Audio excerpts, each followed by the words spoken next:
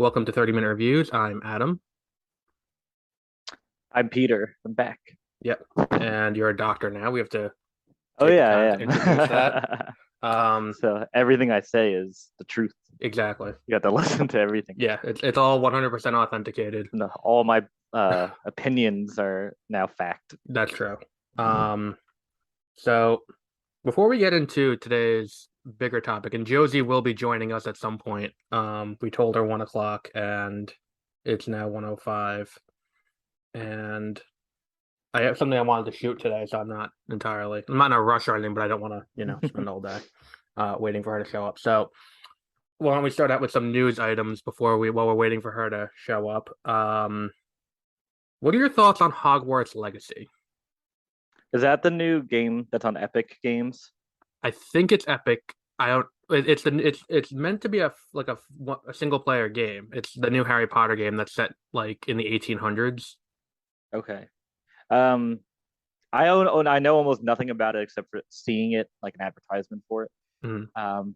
But hearing that, I like that it's just moving away from being in like a Harry Potter universe, or is it his ancestors from the 1800s? I don't think it's his ancestors. I think there might be a Weasley or something hanging around because like that tends to happen because they're an ancient family, so there might be a Malfoy somewhere.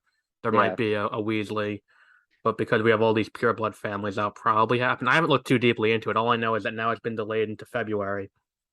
yeah. Um, I like that they're just going back more because I think an issue with the Harry Potter universe and like the extended universe is that even when they have these prequel movies, it's still all about Voldemort or like Dumbledore and then now Grindelwald. And it yeah, almost feels like that's where the history of the Wizarding World starts, is like with Dumbledore and Grindelwald, and they right. don't really spend a lot of time before that time at all. Yeah. Well, we need to see the era where people were not using toilets and just taking a shit and magicking it away. I wonder if they're going to acknowledge that in this game because this would be in that era. But also, this is part of a wider thing that people have noticed about games in the back half of this year, where they're kind of all moving out into next year. So, Hmm. like, Midnight Suns got delayed. That's the new XCOM style Marvel game about the Midnight Suns. That it looks pretty cool. If you like XCOM, it's the kind of thing that would be cool. Um, but that got moved into a date before the end of their fiscal year, so that could be any time by the end of the year, before March. Um, Legend of Zelda: Breath of the Wild 2 got bumped out of this year, earlier this year. Um, but I think it's one of the things that I've heard speculated is that these studios are afraid of competing with God of War Ragnarok, Uh, and that they see that coming and they're like, we're going to vacate out to avoid that. I don't think that's the case. do you think it's like development delays? I don't. I mean, at this point, as short of a delay as it is, I don't think it's likely that it's meant to be a development delay. I think that because Hogwarts Legacy is supposed to come out in December, Hmm. so delaying it 2 months doesn't do anything besides move you That's out of the true. holiday season. But And everyone thinks of Harry Potter as a Christmas movie. yeah, no, well, I think part of that definitely comes from the fact that they air it as part of ABC's Family's So 25 Days of Christmas. Oh, it there should she be is. it's a Christmas game. And Hello. here's Josie. Hello. So we were talking about Hogwarts Legacy being delayed. Oh, okay. Yeah, the new Harry Potter game got delayed to February 2023. I also think it's weird that they made the goblins the bad guys. I think with Harry Potter they would just try to ignore the goblins ever Yeah, existed. and Just not be like we're gonna make this the focal point of a video game because like people already are like that's questionably anti-Semitic. And then it's like now it's about the Goblin Revolt, which by all accounts they're not in the wrong. are they revolting from being slaves? Yeah, it's like the movie puts you on the slave owner side of a slave revolt, or the game puts you on the slave owner side of a slave revolt, and is like, and you're the good guy. Oh, Um, it seems like an odd choice, especially with everything that J.K. Rowling's going through. You'd think you would want to distance yourself from anything problematic, as the kids say. Um, that's just me. At least I wouldn't have gone with that as the thing. But yeah, I'll buy it. But like now, the only game coming out for the back half of the year that's a major title is Gotham Knights, and I have no interest in Gotham Knights. That's the new Court of Owls pseudo sequel, but not really, to Arkham Knight. Because it does kind of pick up where Arkham Knight left off with dead Batman, and now his various proteges taking over. The last one I played was Arkham City, I think. Yeah, I bought the pack for $8, and I haven't played any of them yet. Yeah, I haven't played them. I played Arkham Asylum on the PlayStation once, but I haven't played it since. On the other side of games, D23 is next month. And for the first time at D23, Disney's having a panel just about video games. And their upcoming video games, be it Star Wars, because that Star Wars game being made by the studio that made Detroit Become Human. They're going to have stuff probably about Jedi Survivor, the sequel to Fallen Order. I like that game a lot. That was a fun sequel.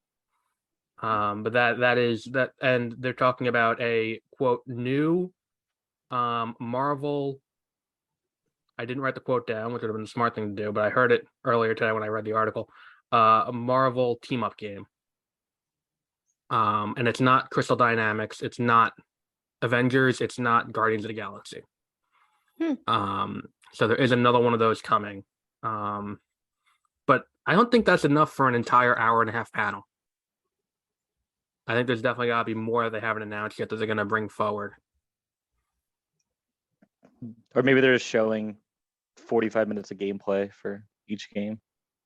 I think they're pretty early on in whatever the other one is. The team up game, which is probably X-Men if I were to venture a guess. Or Inhumans or Fantastic Four. Because that's really all that's left. Because they have Midnight Suns and they have Avengers, and the Avengers game sucked, by the way. I don't think we've addressed that yet. I have not played any of those games. The Avengers game was awful, and it made me not want to play the Guardians of the Galaxy game, which I heard was better. And it's got a great soundtrack too, because they gunned it. Would they have to relicense all the music after they licensed it for the movie? It's different. It's different music from the movie. Oh, okay. But it's that same 70s, 80s. You know, that it's a pretty good soundtrack. Like Kickstart My Heart's on the soundtrack. There's they have a lot of Pat Benatar, that kind of stuff. I'm for it, but I'm not sure where they go with new what's it called, with new team up games. So Ezra Miller, pivoting completely. Josie, have you heard the latest with him? I'm Googling who Ezra Miller is. The guy who plays the Flash, who allegedly is molesting children. Oh yeah, the guy we talked about last time. Yes. So after we spoke, there was an article from the Hollywood Reporter that said that Warner Brothers is debating 3 separate options for what to do with him. They're going to pull the movie entirely. They're going to have him issue an apology and go into mental health treatment. Or they're going to release the movie anyway and just keep him off the press tour. Then about 4 days later, he issued an apology and said he was going into mental health treatment. Now, I'm not a cynic, but when an article comes out 3 days beforehand saying this is what he's going to do, doesn't that seem a little silly? Especially at this point where he's like done so many shitty things over and over again. Yeah, and it's like at this point he's like, I have complex mental health issues. It's like, yeah, I'd say so. If you're having a band and you're saying you have to bring a minor if you're over the age of 21 to get into see the concert. Yeah. So, but that movie is still on the table. They're still making that movie. They're also still making Joker 2. I'm sorry.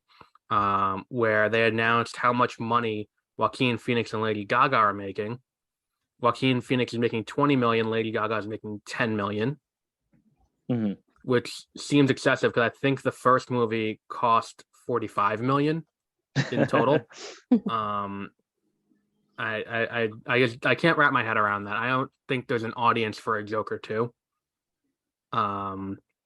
Especially a musical. Because I don't think the audience from the first Joker movie is gonna be like, hey, here's a musical. This is what it was missing. Yeah. Like it's fixed now. But yeah, that's coming in 2024. In the aftermath of Batgirl being pulled, allegedly Warner Brothers reached out to Leslie Grace and said, "We do want you to play Batgirl again." And allegedly, according to Deadline, she told him to fuck off. I think that's the right move. Yeah, because you don't want to get stuck in that same role over and over again anyway.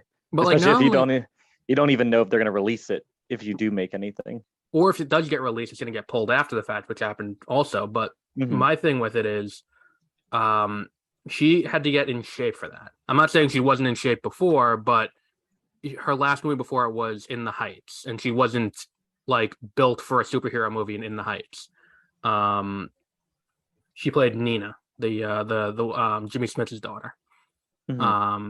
So she had to get in shape. She had to take a year off to go to Glasgow to shoot this movie, shoot the movie, be available for reshoots for God knows how long, and all the pre-production stuff, costume fittings, and all this other stuff.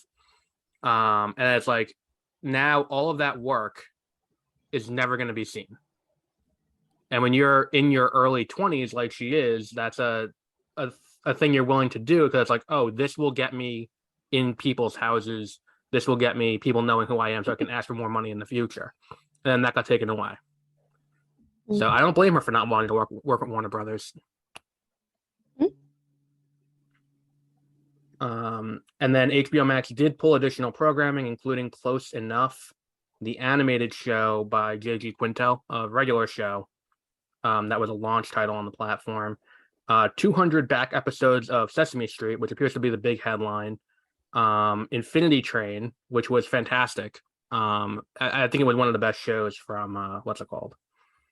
From their animated selection, and a bunch of other stuff purely to not have to pay royalties to anyone involved, which is also kind of shitty. Yeah, I don't know, because I feel like a lot of people would get and like HBO Max or something, especially like for giant back catalogs of other shows like Sesame Street. So well, that's what my mom uses it for, because she teaches kindergarten. Yeah. She uses HBO Max for that. It's got the giant back catalog going back to the 60s. Yeah, because they released that famous Lost episode. Yeah. Of when the Wicked Witch goes to Sesame Street and it traumatized children. There's a second episode that traumatized children that they have not released, where they attempted to have Snuffy's parents get a divorce. Oh yeah, I've heard about that one too. As a way to explain to kids that like this is what a divorce is and your parents still love you even though they're getting a divorce. But apparently when they had children in the target audience, they couldn't wrap their heads around that. So like, fuck it, we're just not going to release it. Yeah. And the pulling of programming from HBO Max is attracting legal investigation now too. That was another story from late this week. Joaquin Castro, who ran for president and is a representative in Texas, is attempting to get a referral to the Department of Justice for antitrust implications that go along with pulling the programming as a result of the merger. Because that's what it all comes down to, is this is all they're able to do it as a result of the merger with Discovery. And now Discovery is coming in and cleaning house. Disney did something similar when they acquired Fox, in so much as, I don't know if you've gone to a bookstore lately, but a lot of the Star Wars expanded universe books have been reissued lately with new covers and stuff like that. I did notice that on Audible. Yeah, they have new covers and stuff. Because if they do that, they no longer have to pay royalties to the writers anymore. Oh. because when they bought the everything from Fox, they did not buy the contractual obligations from Fox as well. So they can just own the material. Right. So they just own Heir to the Empire, they own Kenobi, they own all that other stuff. Darth Plagueis. So they're all getting reissued with new titles. Like, oh, look at this. This is the old stuff you love. We're reissuing it. But the Yeah. reason is because they can reissue it and keep 100% of the money instead of being like, well, or splitting whatever it is with Random House. But because it was only books, it didn't get the attention Mm-hmm. that everything else did. But apparently, this is getting more attention now because of, especially because of the role at Sesame Street. I think if it weren't for Sesame Street getting hurt, it wouldn't get this attention because Sesame Street was groundbreaking in the 60s as a tool for teaching kids. And like making sure kids were going into school with some foundation of reading skills instead of just kids going into school and not knowing how to read at all. And then not only that, if you watch an old episode of Sesame Street, which my mom was, and I saw what it is, there is one white character in the entire first few episodes. Everyone else is Black or Hispanic, and that came out in 1969. And if that came out today, that'd be considered leftist propaganda. But that is what it was. Who the fuck is texting? But yeah, I think that's all the news. So let's go into the big event of the week: top 5 favorite things from the first half of the year, and the worst thing that we've seen in the first half of the year. I didn't do all my. I didn't get the worst thing, Okay, but well, I can. you can probably figure I something forgot out. about that part. So do we want to do 5 best and then the worst last, so Josie has a chance to try and come up with something? Yeah, Yeah. I think that's good. Okay. So who wants to go first with the number 5? So are we doing like one at a time or all 5 in a row? Well, let's go around. So we'll do 5, 5, 5, 4, 4, 4. Okay. I would like to say mine aren't really in a particular order. Mm-hmm. So my number 1 might not be like my favorite thing, but I have it like my 5th one is definitely my least favorite of my top 5. So Okay. So that's in order. Should I go first? Yeah, go ahead. So my 5th one is the Rehearsal, the new HBO show from Nathan Fielder. I did not like the finale. No, I thought the first episode was the best one, and that if it was more like Nathan For You, where each episode he just was doing a rehearsal for a different person, that would have been a much better show. But I think I think this happens a lot with many different creative people where they get too in their head about making something that they deem important. Right. And then it just goes off the rails. And that's what happened with this show, where it just became way too hyper focused on that one scenario of him raising a child. Yeah, And it just kind of got that. boring after a bit. And then the whole finale was like basically him fucking with a child. Yeah. And like it was funny, but it felt I very didn't like strange. it. Yeah. Like But that That's ending the where it's like, Rehearsal? yes, I'm your daddy at the end was so funny. Yeah. And it just cuts the credits. Yeah, it was a cool show, just like on Nathan For You. So like the amount of detail that goes into it. But I thought what was really cool was in that first episode how it worked. But then that was the only successful rehearsal, because there was like one other one where it kind of showed it, but then the guy quit. And then the rest of the show is just him and the woman fake raising children. Well, I think him rehearsing himself teaching the class was also pretty funny. That was a good one, like the behind the scenes one. Yeah, where it's like And, he's rehearsing himself and then he's watching himself teach the class as a member of the audience. Yeah, and then he tricks the guy into living with other people so he can break into his apartment. Yes. And live as that man. This is the Rehearsal? Yeah, it's on HBO Max. It's like a reality show kind of, where Okay. it's this comedian that he if people have like a big event coming up, they rehearse it where they like recreate this person's life perfectly, and then have actors come in so they can rehearse the situation over and over again to prepare for it. Huh. Yeah, That it's sounds an cool. interesting idea. But in this one woman's rehearsal, she wants to rehearse raising a child.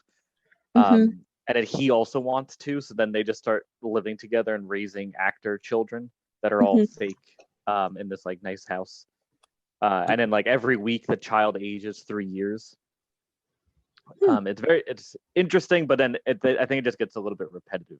Yeah, the But Timothy Chalamet type kid was hilarious. Who the developed older a drug one? problem? Yeah. Yeah. And I wonder. I guess spoil that part, but yeah, it gets very intense. And what was it in the finale? There was that one who's like, we tried doing it with adult actors, and it's him and like the full grown man running around. The full grown man's playing acting like a kid. And then he's vaping outside. Yeah, he's outside, well dressed as a kid with like a propeller hat and overalls. But I think Nathan For You is more funny. Yeah, it's definitely a better like show that Nathan you can just step into and watch. Like this one, you can't watch episodes 4, 5, or 6 without having seen the other ones. Yeah, I tried showing it to my brother, and I thought it was going to just continue into a different scenario, but I was like, oh wait, we have to go back and watch this because it's so hard to understand what's going on. Right. I'll have to give it a go. Yeah, I think it's worth watching because it's also only 6 episodes. Right, and a half hour each. Yeah, so it's. Oh, that sounds easy. Okay. It is funny. Okay. Cool. Paper Girls was half-hour episodes, and they dropped the whole thing at once. But I luckily had COVID at the time, so I could sit through the entire thing at once. Not bad. Paper Girls on Amazon. Paper Girls. It's based on a Brian K. Vaughan comic. The guy who did Y the Last Man and Saga and other things like that. It's really interesting. It's like these 4 paper girls who they're like 12, 13 years old. They somehow end up getting transported to the present day from the 80s. Okay. And they have to get back to their regular time, and they all see what happens to themselves and get fucked up by it. Okay. It's pretty great. Okay. That wasn't on my list. So do you want to go for your number 5? That wasn't your number 5. That was just a show you like. No, that was just something because you said it was a half-hour episode. I'm like, that reminded me. It reminded me. That was like your honorable mention. Yeah, I guess. It also came out in August, so it doesn't count. Oh my goodness. So okay, I think maybe Moon Knight is my number 5. I liked it. I thought it was funny. I thought it was kind of good. That's about it. I liked other things better. Peter, you didn't watch Moon Knight, did you? No, I don't really watch any of the Marvel or DC stuff that much. Peacemaker you might like. Peacemaker. I do want to watch Peacemaker. I did like Suicide Squad. Peacemaker is pretty good. Probably like that. I'm trying to think. Yeah, Moon Knight looked cool, at least from the ads I saw, like his costumes and stuff. Yeah. And I like Oscar Isaac a lot. I think he is really good in it. Like there are even like subtle acting things that he does, like in posture and stuff. But when he goes between Steven and Mark, he was certainly enjoyable to watch. Like his acting was enjoyable to watch. Yeah, and what's his name from Battlestar Galactica, who was also in Homeland. I can't remember the actor's name. He voices both of those shows, and I don't know who you're talking about. Yeah, that's why I'm like, if I say that, you'll know who I'm talking about. But apparently, that doesn't work. But he voiced Khonshu, the god of vengeance. I do have one problem with the show though, or the character in general. If Khonshu is the god of judgment and his whole thing is very black and white morality, why is the perfect avatar for Khonshu not Punisher? Oh, okay. You're talking about F. Murray Abraham. Yes, that's what I'm talking about. He was not in Battlestar Galactica. He was not? Okay. That's my bad. He was in Homeland, though. Okay. I don't know why I thought he was in Battlestar Galactica. But he, Frank Castle would be the perfect avatar for Khonshu. And he doesn't have to deal with 6 episodes of Mark Spector bitching about killing people. Because Punisher would just murder someone. But does Punisher go into like magic and stuff like that? More recently, he became the Cosmic Ghost Rider. Okay. So he's done some cosmic stuff, but not a ton. My number 5 is Top Gun Maverick. Oh yeah, that makes sense. I really liked that movie.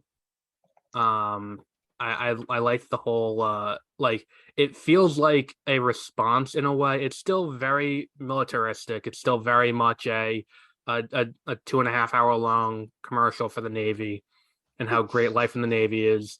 That said, the hyper masculinity of the first one is kind of like discarded. Like halfway through the movie, and this is a spoiler, but at this point, it just beat Infinity War for like the number 6 grossing movie in American history.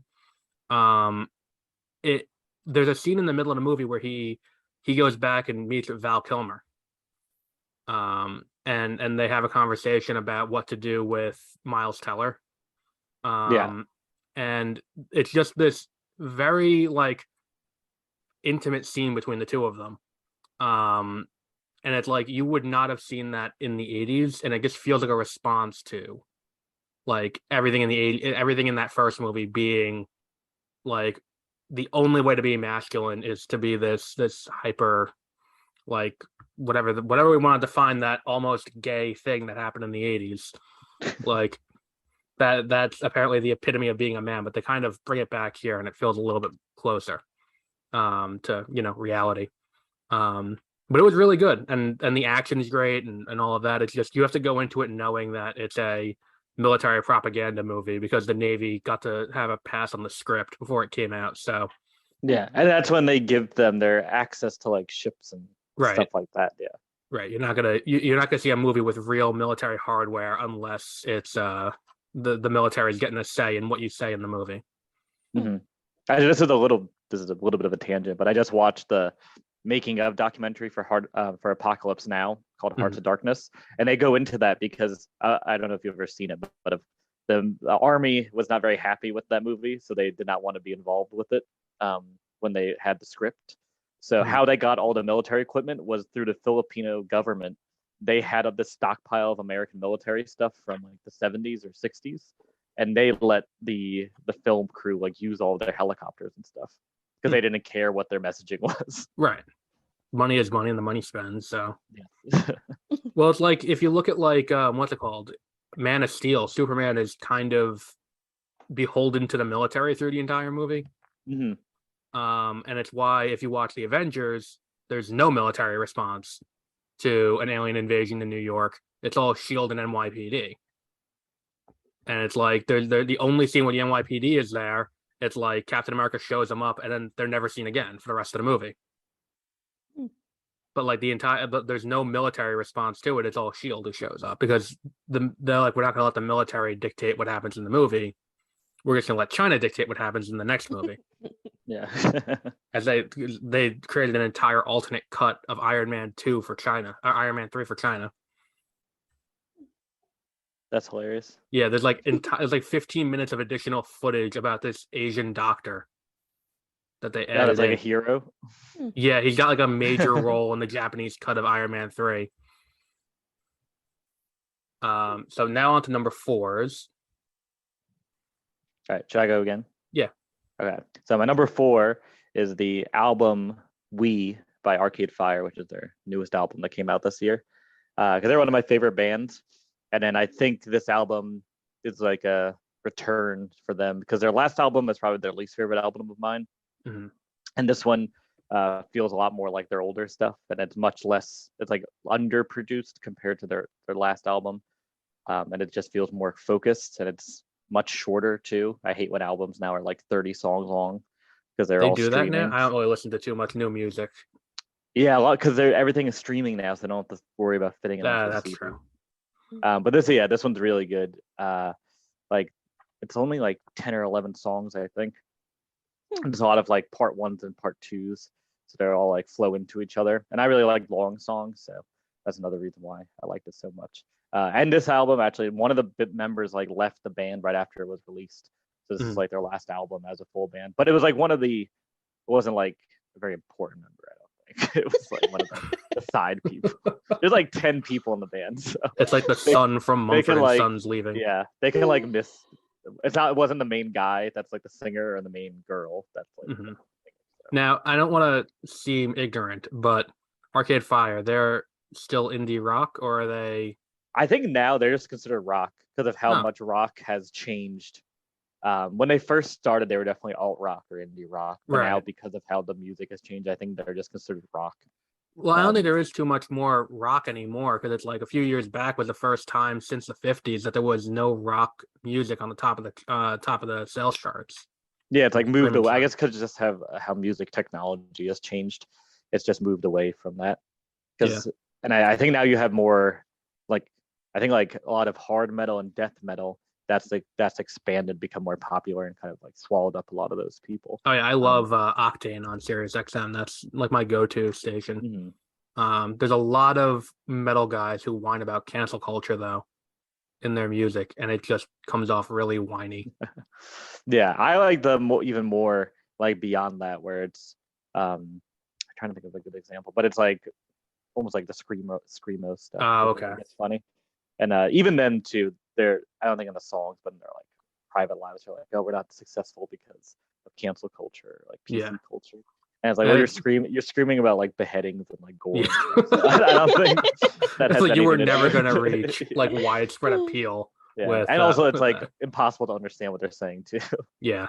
But it's like the Disturbed, it's like he's complaining about that, and I'm like, you're like the biggest like hard like rock band on the planet. Like, I don't think there's anyone else as big as Disturbed right now, and it's like, just shut the fuck up. Like, Shine Down 2 had one recently. It was like I was listening to it, I'm like, are they really doing this right now? Like, you're the number one on the charts and complaining about being canceled. Shut the fuck up. Yeah, exactly. Um, I guess I'm Josie, your not turn. too up to on my music stuff. Let's see. I liked the video game Stray. I thought I it was haven't cute. played that yet. I didn't get the chance to play it, but I've really been enjoying watching other people play it while I go to sleep. That counts. Yeah, I have watched at least one Let's Play of someone playing that game. It looks it's fun. really cute. And it's very soothing, but then it's like, oh no, and then it's cute. I don't know, it's just cute. I almost bought that, but I bought Elden Ring instead. I haven't played it yet. I do really want to play Elden Ring. I have a little bit more free time now. I've been playing a lot of GTA 5. I've been replaying everything. I was gonna get Madden. I wasn't gonna get Madden. This is a tangent, but I wasn't gonna get Madden, and then I got an email on Friday from GameStop saying they were having a restock of the PS5 that was bundled with Madden. Did you buy a PS5? Perhaps. And then it didn't come with Madden, but they gave $170 in credit for the PlayStation Store. Mm-hmm. So I ended up buying Madden with that, but I also bought Elden Ring and I bought what's it called? Miles Morales. So I am gonna eventually play Miles Morales too. But yeah, I want to play Stray, but and the reason why GTA reminded me of that is because GTA 5 was advertised on the PlayStation Store, where it's like it says $20, and I'm like, oh, all right, so $20 out of 170, I'm not gonna lose too much on that. I'll pick that up. You click on it, it's $20 to just buy GTA Online. You have to pay $60 for GTA 5, and I'm like, I'm hilarious. not paying $60 for GTA 5. I'm not paying $20 for GTA Online. Yeah, when I first played, actually, yeah, when we lived together, I would play on your account and just shoot people and then escape to the airport. Right. And then I actually bought the game and played the story, but I almost never do side quests. I just played the entire story. Did you do the golf? No, I didn't do anything else. So now I'm replaying it again, but I'm doing all the side quests because the game is just so much fun and like the world is so much fun. So now I'm just trying to complete everything. And people wonder why they haven't done GTA 6 yet. It's like because GTA 5 is still making them tons of money. It's like they're not going to do a GTA 6 until that dries up. Yeah, exactly. My number 4. Now, when I did it, I did mine for the Smithtown Chronicle, so mine's all movies. My number 4 is Elvis. I really liked Elvis. I thought that the idea to kind of frame it like a superhero origin movie works well for who Elvis is. Because like we look at our pop culture icons the same way we look at folk heroes in America. Mm-hmm. Like, like Babe Ruth he was a man, but he's also a professional baseball player, but we've lionized him at this point. The same thing with Elvis and like all these other people. So I think putting it in that, kind of mythical regard works well for the movie. It doesn't really shy away from his drug use. It He was does really shy, young when he died too. He was like 50 or maybe yeah, even younger than that. and Austin Butler's great.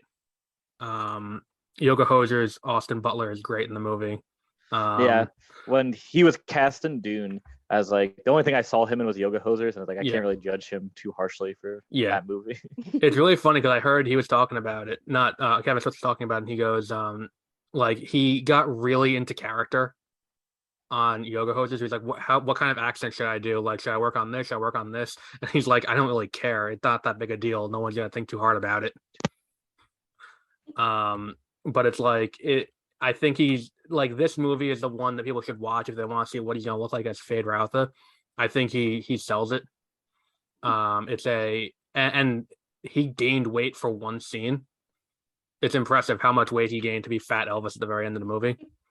And I think the one thing it does shy away from, and it's because it's an authorized biopic, is it does shy away from the age discrepancy in the relationship between him and Lisa Marie. When he picked her, Yeah, basically. like it's like they don't address the fact that she's 14 and they kind of age her up to make it look like she's not a teenager. Oh. Yeah, that's kind of glossed over. But besides that, the movie's great. Did they talk about any of like his less savory things where like he's stolen music and things like that? I haven't They watched it yet. kind of address it, where it's like they show him listening to a song and then he performs the song the next day. Oh, okay. Mhm. Yeah, they do address it, like, but they make it seem more like, respect to the music rather than like I can do this and it'll sell because Hmm. people will buy it because I'm singing it. The Okay. biggest critique I heard, I think, is Tom Hanks. I loved him. I thought he was great. His accent or something.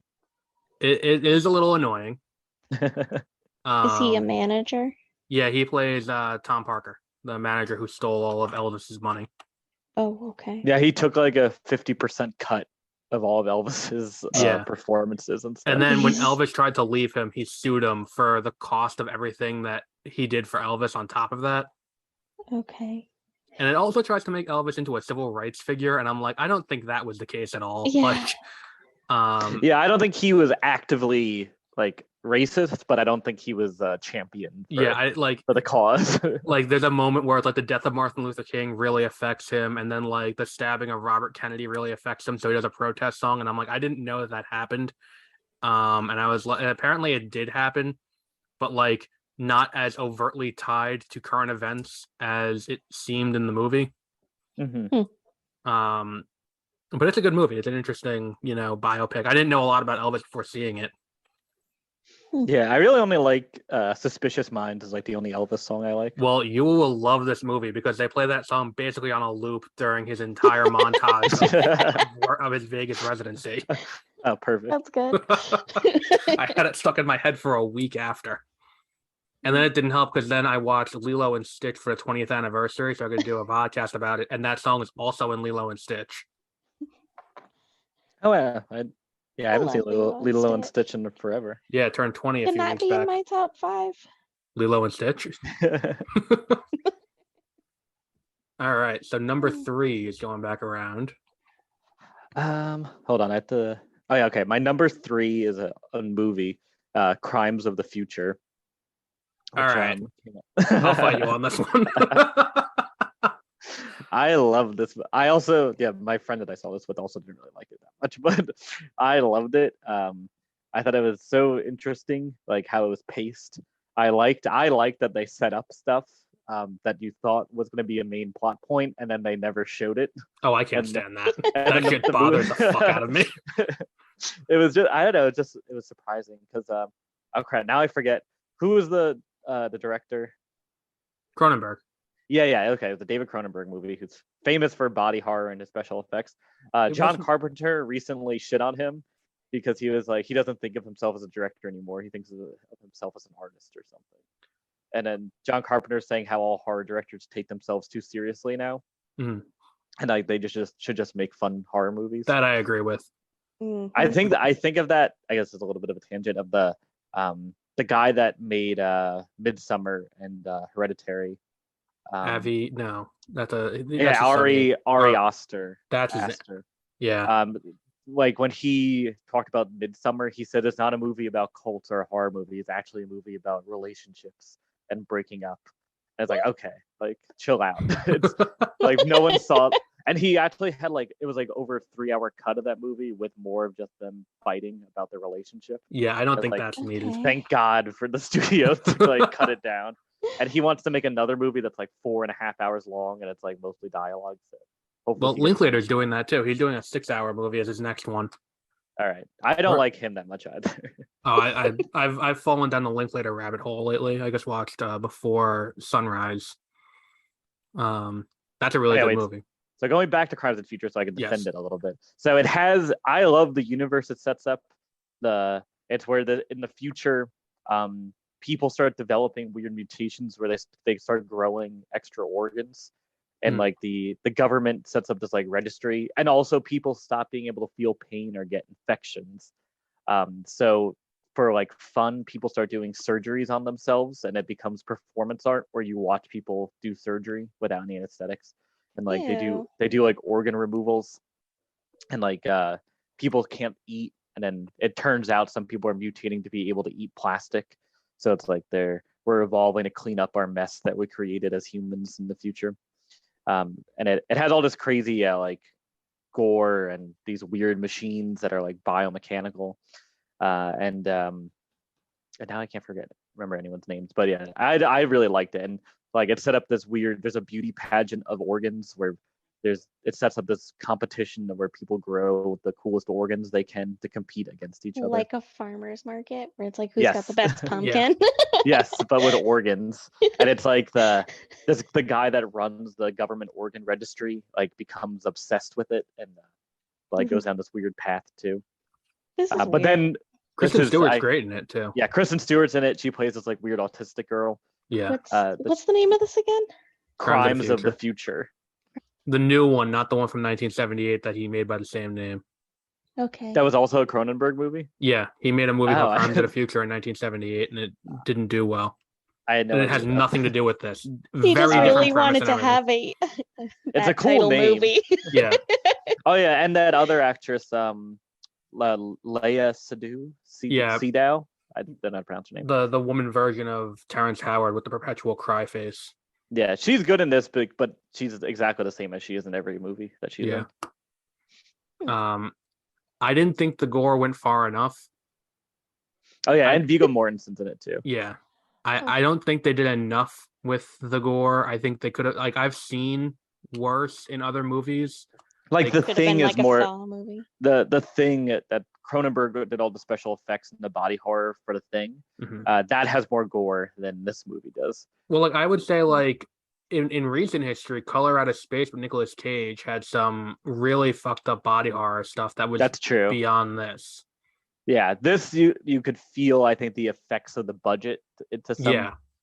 Like the guy with ears all over his body. I'm like, all right, what's the point of this? They just had some extra ears lying around. He his body was covered in ears. Yeah, the woman who put gills on her face. I'm like, that's not too weird. Like, it's not weird enough where I'm like, oh, that's. They're all was it all like the traditional prosthetics that you could probably go and order online right now? Some of it, I think everything it all looked, I thought, very good. It was just there wasn't a lot of it. For me, the most disturbing thing in the movie was the naked 9-year-old boy who's having an autopsy done on him, and it's not because of the autopsy, but it's because they have a naked 9-year-old boy when you really could have done without having him be naked. That is true. There is a prolonged. That's like the climax of the movie is they do a live autopsy on a child. Yeah, I could have done without the solid minute-long cock shot of the 9-year-old. That is true. I liked it. It was very disturbing. I went into it I went into it expecting a lot more than I got. I'm a big Cronenberg fan, so I've seen all his more recent movies. So I think that at his a lot of his more recent movies don't really have a lot of body horror. There's a lot of the violence and stuff, like A History of Violence or the other one Viggo Mortensen. I forget Eastern Promises. Right. That's the other one. They are fucked up, but they're not really like focused on body horror. Where this one it has a focus on body horror. His son too made that movie like last year, 2 years ago, Possessor. I don't remember that. That one's really good too. It's another like science fiction movie, and that one has like a few really gory scenes. Like you watch Sean Bean's eyeball pop out of his eye socket. Nice. But other than that, it doesn't really have a lot of body horror. Yes. I think it was the fact that like not only that, but also the press that came out of Cannes with this movie raised my That is true. expectation.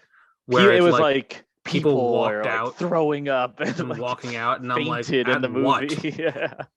Yeah, the house that Jack built did that, and I think that lived up to the expectations. I haven't seen that movie yet, but I do want to. I think it's on Amazon Prime. Yeah, I think that movie had record walkouts at Cannes, and like people were booing it at the end, and it was as fucked up as they made it seem. This one wasn't that fucked up. Have you guys ever even like felt ill from watching a movie? Like no, it never. made you sick or anything? No. I've been like, oh, that's gross, but motion sickness like... maybe from Hardcore Henry, but that's about it. Oh yeah, I do. Yeah, I threw up. I was watching The Perfect Storm when I was homesick one time, and I think it made me seasick, and I threw up. Hardcore Henry was that first person action movie that they made in like 2013. That one that gave me motion sickness because it's moving like around so much. And I'm like, who the fuck thought this was a good idea? American Horror Stories, that one of the episodes that came out were so disgusting that I almost was sick in the first 5 minutes. I like had to turn it off. I ran to the bathroom. It was horrible.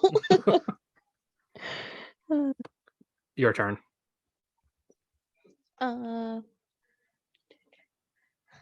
Zombie Fallout, the Lost Journals by Mark Tufo. I've been following this series for a while, and this one is the most recent to have come out. My dad also listens to it, so it's fun to watch it. Listen to it with him. What's the book about? Zombies. Okay. So, like, there's a lot of stuff. It's so it's a New England guy who goes out to Colorado, and that's when the zombie apocalypse starts, and then he makes his way back to New England to reach his family. And then did you write this book autobiographically? I know, right? I just added the zombies.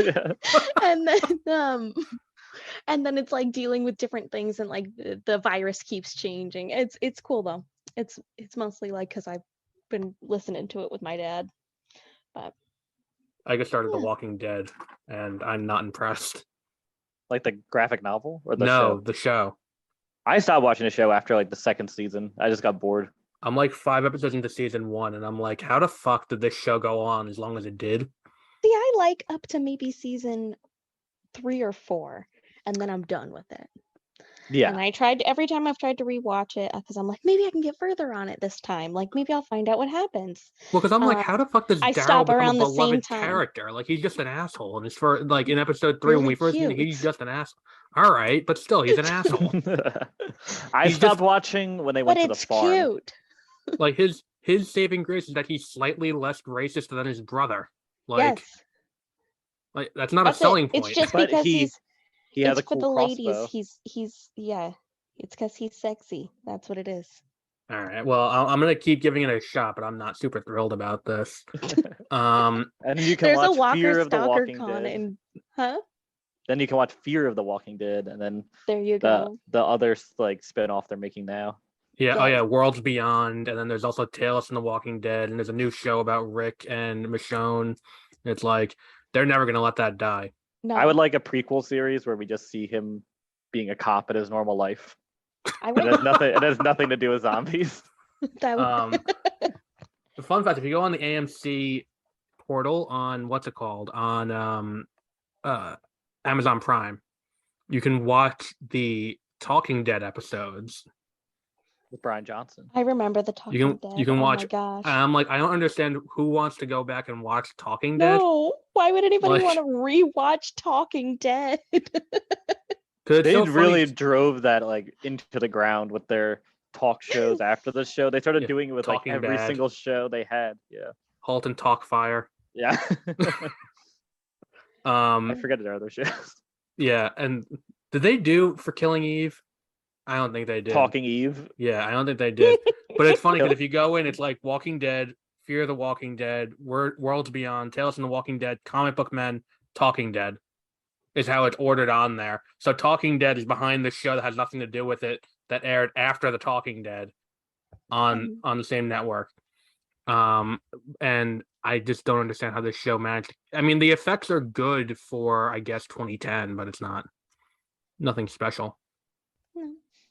Um, But then when you become a mega fan, you can go to Denver and you can go to the Walker Stalker. yeah, now I'm good. I probably won't do that. So number 3, the Batman. I loved the Batman. I liked the tying in Martha Wayne's origin to Arkham. I thought that was a great idea. I liked the whole like everything about the legacy of the Waynes and all the other aristocrats in Gotham. It felt like the closest thing we're ever going to get to the Long Halloween. Yeah, well, it was pretty much Hush too. Yeah, they did Hush too in that, and I was like, this is like at one point, when I was watching it, I thought they were going to confirm that he was Hush, and I was like, yes, I said this was going to happen, and then that didn't happen. My one complaint is that the movie does go on too long, even if one of my favorite Batman moments in any movie is in the too long section. What's the too long section? Or the end? Yeah, the everything about the flood. Yes, that was like well. That was my issue with the Batman was my runner-up movie for my top 5. And the reasoning was I think there's like I've read this thing about how a lot of movies now they make the villains too good, where you start agreeing with them, right? And that's what happened with the Riddler, where it's like, is he wrong for like the Batman wasn't doing anything, and like without the Riddler killing all these people, like all this shit would have kept going on. So then at the very end, they're like, he's also a mass shooter and he planted all these bombs that are gonna explode. Yeah. And it's like when you I think that was the article from Hard Drive where it's like movie villain very right until suddenly very wrong. Yeah, I think that was the exact one I read. Like it like that was my big problem with it, was that even though I think that Batman, they do address it in the movie though, where he's talk like when he talks to Cat Girl or whatever, Catwoman? And she says Catwoman. That's it. I think of Batgirl. Right. She says like, is he wrong or like for doing what he's doing? And it's like I think the problem, like that moment where he's helping people and not just beating up the bad guy, like at the end where he's like helping people out of the wreckage and like helping EMS people, like it's I think the first time in a movie that we've seen Batman as like more than a vigilante who just beats the crap out of bad guys. Like I thought that was an interesting thing for them to do. I'm not super thrilled about the spinoff show that's coming. Oh, about the Penguin? Yeah, I don't think that's necessarily needed. That's what at the end of that movie, there was not a single part of me that was like, I wonder how the Penguin's going to run that nightclub now. Yeah, I don't think that's needed. I'd rather see, if they're going to do a spinoff, I'd rather see Catwoman in Bloodhaven, like, and see what goes on there. Yeah, that would be way more interesting. Yeah, or just a sequel, which the sequel hasn't been greenlit yet. They Warner Bros. Discovery pulled. They want to see how the Joker goes. They're like, let's put all our money into the Joker 2 musical. The Joker 2 musical, which I still think they shouldn't have told us in advance was going to be a musical. Like, imagine you go, like, nothing in the marketing material suggests it, nothing like that. You just walk in, you see the movie, and it's a musical, and you're like, what the fuck happened here? People will be pissed, though. So you don't think people will take that well? I would love to see that, though. All right, so who's next?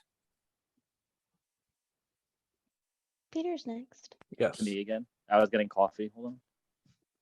We're on number 3, right? Yeah. So my number 3. No, didn't we just do number 3? Right, we just did number 3. We're up to number 2. My number 2 is Nope, the new Jordan Peele movie. That was really good. I loved it. I love horror movies, so there's very few horror movies now that actually scare me. Or like I still enjoy them, usually just for the gore. But very rarely do I get freaked out or creeped out by anything. But this movie, like, there's certain shots in it that did creep me out, and like actually did like scare me at some parts. Mm-hmm. Like, it was very specific. I really liked the kind of twist. I thought it was really cool. That like really angered some people. But Really, I I thought it didn't was, know that. yeah, I saw a lot of like, I heard a lot of people mad about that. I guess people were expecting it to be one thing, so, but I didn't think it was like that crazy. I also like the weird subplots with the monkey. Yeah. Even though there was some things I was just very confused by that I had to think about after watching it, but it was still really good. Yeah, I think they Like, could have done a more to movie connect doesn't the need monkey. exactly perfect. Just not be good. Like, I think that the issue with, like, for me, the only issue with the movie was that I don't think they did enough to make the monkey aspect of it like fit in with the rest of the plot, its context, and then Yes, I also completely got that wrong. the shoe being like standing up like this. It's like, well, what does that mean? Like, Yes, and it so has no how bearing on I anything. interpreted that at that moment was that the spaceship alien thing was hovering over the studio, Yeah. and that was what was causing the shoe to go up, and that's what caused the chimp to go crazy. Yes, that's what I thought too. And then it's like, oh, so it has nothing to do with anything then. Yeah, And that's what basically happened. and I think the cinematographer doing a dramatic reading of Purple People Eater will be one of my favorite moments in a movie this year. Yeah, that guy was so funny. His voice was hilarious. Yes. And like, yeah, that's the thing. His movies, like, it has genuinely funny parts throughout it. Yeah. And then it's still creepy and it's still suspenseful. The music was really it felt like older action adventure music, like towards the end, which I liked. Well, I think it's meant to be an homage to like 50s alien abduction movies. Yeah, I can see that. Yeah, it's like a modern retelling of it. Yeah. But yeah, it's really good. It's just like the movie itself was just interesting how it like revealed things, like its pacing. Yeah. There's some fucked up body horror stuff and just fucked up gore. It was that got pretty intense. Like the one in the trailer, the woman who stands up out of the wheelchair, that like, Yes. oh, that's one of the aliens, and it's like it's not at all one of No, the aliens. that was that's the only thing that I predicted accurately in that from seeing the trailers was that woman. That is it. Because it looks like, I won't ruin it, but it looks like something else that I've seen, and I was like, that's that, and that's the only thing I got right. Everything else I was wrong. Because I don't think Josie has seen the movie yet. You don't want to spoil it. And it just came out. It's worth seeing. Of Jordan Peele's 3 movies, this one's my favorite. What's it called again? Nope. Okay. All right, fine. Don't tell me then. I still think Get Out is my personal favorite, but this is a close second. Get Out's definitely the funniest, but I think this one, because I love horror so much, this one worked as a horror movie for me, and I also really liked the plot by itself too. I think of his 3 movies, I don't think there's a director who, never mind. I got one of my directors coming up in my top 2, has had a strong first 3. But I don't think there are very many other directors who had such a strong first 3 movies. So I think even Us, which is not it's still better than a lot of movies, but it's just nowhere near as good as Get Out. Yeah, Us I liked because of how weird, again, how the pacing is so strange in that movie. Yeah, where it almost feels like it's just driving forward the entire time, which it makes it more fun to watch. Like, there's almost no downtime once things get going. Right. And like Tim Heidecker is hilarious in that movie too, where he's like the tatted up annoying guy. And yeah, that movie has some fucked up gore, and that movie's another one where if you think about the plot at all, the entire movie falls apart. Yeah. Yeah. Nope is really good. That didn't make my list only because I wrote my list in July before I saw Nope. Yeah. It'll probably be on my end of year top 10 though. Yeah, I definitely think this will probably be. Yeah, I put it at number 2, but I think it could switch to my number 1 movie easily. Yeah, for me, my number 1 was pretty clear when I came up with mine. Josie, your turn. Number 2. Okay. So this one's on my list strictly for the visual effects and enjoying that, not so much the plot points. Doctor Strange Multiverse of Madness. I could watch that again just because it's just fun to watch. It was cool. There was a lot of like I really like the aesthetic of the world where the Illuminati is.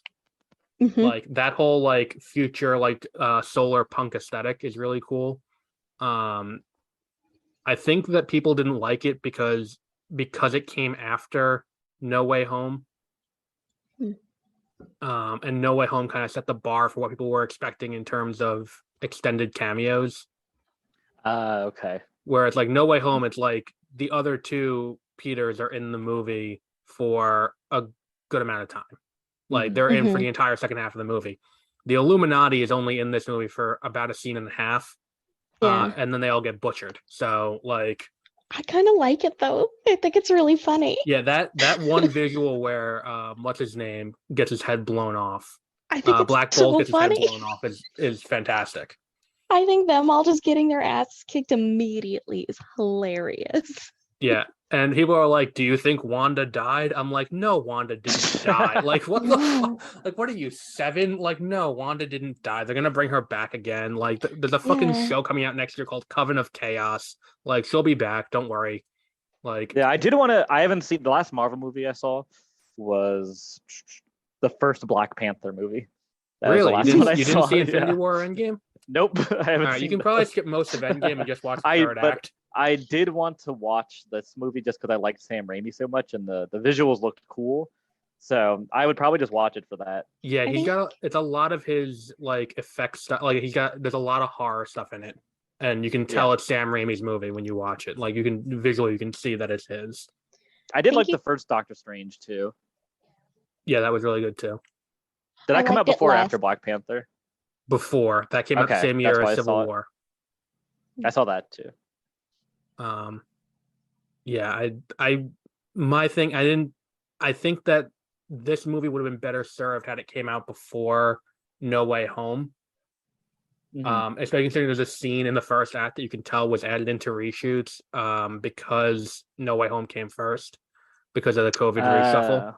Where there's a scene in there's a scene in a pizza parlor where America and Wong and Doctor Strange are all sitting around and they explain like a short version of what happened in No Way Home to be like, I have some experience with the multiverse because this just happened like 2 weeks ago. But that was this movie was supposed to come out before. So like in No Way Home, the scene where Ned can suddenly do magic it was supposed to be America Chavez in that scene, but she hadn't been introduced yet, so they had to move things around. Yeah, that would have made much more sense because I feel like I had not seen No Way Home, but how they were marketing it felt like a much bigger like application of the multiverse where the Doctor Strange movie felt more like an introduction to it. Yeah, the Doctor Strange one is definitely like you get to go in. It's kind of like, especially considering where they're going with phases 5 and 6, considering we now know phase 6 is ending with Kang and Secret Wars in 2025. This definitely was meant to be like the 101 course for here's what we can do with the multiverse, and then No Way Home was going to be the look, and we can do this too. Just going forward. I don't think Krasinski's going to stick though as Mr. Fantastic going forward. I changed my mind on that. How come? I think Peter's muted because I think I see him talking. Yes. I was. He has to make The Quiet Place 3. Well, that's part of it, and I think also that if you cast a younger actor that no one knows, you can pay them a lot less. Yes, so they like the directors too, where they take a director that's directed one indie movie, and they're like, all right, now you're going to direct a Marvel movie. Yeah, and then you end up with Love and Thunder being what it was, which was a choice, definitely. It was, and off topic, but Love and Thunder is basically the exact same plot as Multiverse of Madness. I don't know if Josie saw. Nope. Okay, never mind. I'll keep it to myself then, because until you see the movie, because it's going on Disney Plus in a few weeks. That's the Thor movie, right? Yeah, it's basically the exact same plot. Okay. Yeah. So my number 2 is The Northman. Robert Eggers' movie about it's Hamlet but with Vikings. Mm-hmm. Really well done. I love the lighting being done by candles for most of the movie, and Yes. how the light felt natural through the entire thing, which is a very hard thing to do. Yeah. Um, Barry Lyndon by Kubrick also has all natural lights like the same way, and the amount of work that goes into that is insane to yeah, try to make it look good. and be able to see everything clearly and understand what's going on in the scene, especially considering how much this movie takes place at night Yeah. and in dark spaces in an era where there wasn't lights. The fight at the end is great. Yeah. In the This was volcano. my number one movie also. Just Really? All right, that spoiler. works out then. I love this movie so Yeah, much. it was so good. It's on Peacock now for anyone out there who hasn't seen it yet. I bought the 4K. I was gonna buy the Steelbook, but they were sold out, and I didn't think it was worth spending $80 on the Steelbook. $80 on the Steel. Oh, if you bought it online after. It was like aftermarket, yeah. Yeah. So I just bought the regular 4K version, but I loved it. His like attention to detail about like the Viking, his lifestyle is also amazing, where everything is so detailed, and there's like an interesting twist that I wasn't expecting, even though it is Hamlet pretty much. Yeah. And it does have better gore than Crimes in the Future. Yeah, the gore is pretty insane. Yeah. You get amped watching it because it's so cool. You get to see Willem Dafoe's cock. That is true. So that's a selling point for Willem you. Dafoe is hilarious. Okay. Yeah. Parts of it do feel like Elden Rings or Dark Souls. Yes. There's like this magic fight kind of at one part. Yeah, it's a really great movie. And they had like all the scenery, and I think it was filmed on location in a bunch of different places, like in Iceland too. Right. You can tell that from just how well like done the movie is all around. Anya Taylor-Joy is great in it too. Yeah, there's a volcano. There's a sword fight at a volcano while it's erupting. Yeah. And again, it's that was the movie that got the ending got ruined for me by the guy sitting next to me, who asked me, "Did you understand this?" After they showed up an hour late. It's really not a hard movie to understand. It's his three movies, The Witch, The Lighthouse, and now which this the is Northman. why I said I don't think there's another director. Well, maybe one that's later on, because this is another guy who has had 3 movies and all of them have been great. Yeah, and this one is his most straightforward, where the plot is it's a revenge movie. Yeah, for the most part. The Lighthouse is definitely his weirdest movie, where it's hard to understand what's going on. I like The Lighthouse though. It's still really good. Yeah. Yeah. And then The Witch. I think The Witch is still my favorite of his. I love that movie so much. It's like one of my favorite horror movies, but this one is so good. It's just so interesting. Yeah. So now we got your number 1 done too. Yeah. Do you want to talk at length about The Northman again? I'm trying to think if I have anything else to add. No, I don't. Yeah. I heard critiques of Nicole Kidman because people are saying because she has plastic surgery done or something, it makes it not believable. But yeah, I think that's she was the least of it though. It didn't distract me at all. I thought she's a very good actress. And the only weird thing is that she what Skarsgård is it? I forget. I don't know. They come from that fucking camp and fucking Alexander Skarsgård. Yes, it's Alexander Skarsgård. So him and Nicole Kidman play a husband and wife on Big Little Lies. Oh. So well, they do make out in this movie too. So they play a mother and son in this movie. That doesn't stop Nicole Kidman. And I'm forgetting my Hamlet. Does that happen in Hamlet? I don't think so. Actually, maybe it does, where she like says like maybe they can get married or something. Because that is very specific. I assume it does. Like that is a very specific thing that is not really mentioned at all else in this movie besides that. Yeah. Yeah. And Ethan Hawke was in it too. Ethan Hawke is having a very good year this year. He was really good in it too. I was mad he wasn't in it more because it would just been cool. Because he was in that. He did that documentary about Joanne Woodward and Paul Newman. That was fantastic. The last movie stars on. It's on HBO Max for now. Oh yeah, I saw that on HBO. Yeah. And then he also was in Moon Knight. He played Arthur Harrow in Moon Knight. And the opening where they introduce his character is one of the most fucked up things I've seen in a mainstream superhero movie. Like he takes like something made of glass, shatters it, and then puts it into his slippers, and then for the entire rest of the show, he's walking around in these slippers with shards of broken glass on the bottom. And every time he walks, you just hear the glass moving under his feet.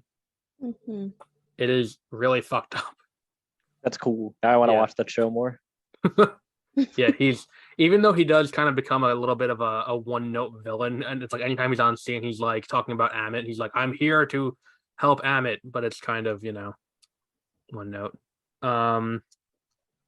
Josie, your number one? My number one is The Sandman.